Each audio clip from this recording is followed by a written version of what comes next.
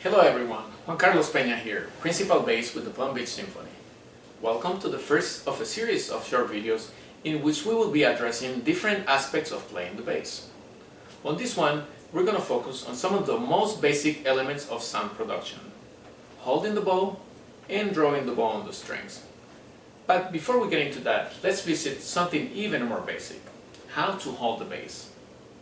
If we stand when we play, which is what I recommend, especially at the early stages, we want to make sure that we are not holding the bass completely on its side. This is something that I see a lot in young players. Look at what happens if I hold the bass in this way and try to play on the E string. As you can see, my leg gets in the way. I can only use a small section of my bow, which is obviously not a good thing. We also want to make sure that we are not going to the other extreme, holding our instruments from behind. Something that works great for cellists, but for us, among other things, would make it quite impossible to reach a good contact point with our bow. This means that we have to find something in between. Now, locate your hip bone and place the back edge of your instrument just on the inside, making sure that you create enough space between the top edge and your belly.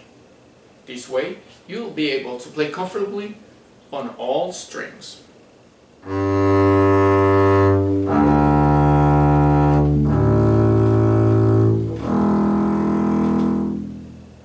Another great reason for holding the bass in this way has to do with the left hand. I can keep a nice and natural position this way, but we'll talk about that in more detail on our next video. For now, let's turn our attention back to our right hand. Holding the bow, I will be focusing on the French bow grip, since that is what I specialize in. And because being on lockdown, I'm not able to get a hold of a German bow for demonstration at this time.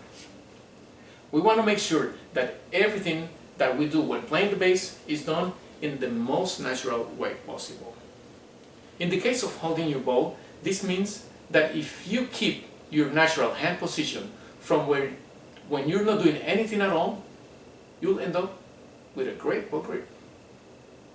Imagine that you're walking or talking to someone. If you transfer that natural hand position to your bow like this, you'll be all set. You can always do what I call the orange test to check that your bow hold is correct. I have a nice orange here with me. Let me show you what I'm talking about. This is how you would normally hold an orange. That's the exact shape that your hand should have when you hold the bow. Make sure that your thumb is curved to the inside like this. For smaller hands, a tennis ball or a small apple would work just as well. By the way, this approach would also apply to the German bow. When you wrap your hand around the frog, you want to keep the same natural round shape. Let's talk now about the mechanics involved in the use of our right arm. We want our bow to be parallel to the bridge at all times. That is paramount to achieving a good round bass sound. Let's break down what should happen with our right arm. Our wrist, elbow, and shoulder have each a specific way to move in this process. Your wrist should be in gradual and constant motion all the way from the frog to the tip. Now, check my wrist while I play a few notes.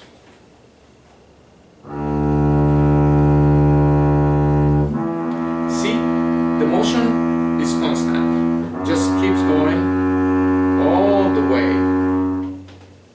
Next in this process, we have our shoulder, which is in motion from the start at the frog until we get past just the middle of the bow.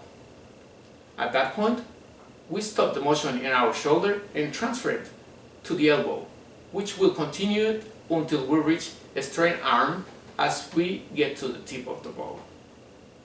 The exact point where you would stop your shoulder motion will be determined by the length of your arm as well as the length of your bow. Shoulder starts, shoulder stops. Elbow continues until we get to the tip of the bow. On the way back from the tip to the frog, we will mirror those steps. Elbow starts, elbow stops, shoulder continues until we get back to the frog. I'm going to play a few notes. Check the relationship between my shoulder and my elbow as I draw the bow on my string.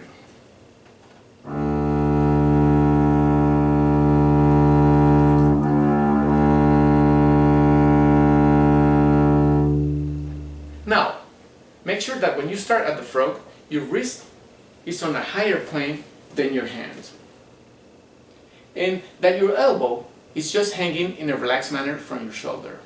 That way, your sound will be produced by the weight of your arm and not by tense pressure. Having your wrist on a higher plane than your hand will also allow you to keep full contact of the hair on the strings. If your wrist is sinking in, you will end up using just a little bit of your hair, which is not good for your sound.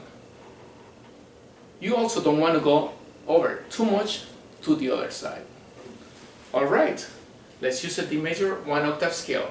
Remember, F sharp and C sharp in the key signature. We'll be staying in first position until the B, and then shifting to third position for C sharp and D. As I play this scale, check how all of this comes together. And remember, apply these basic principles to everything that you play.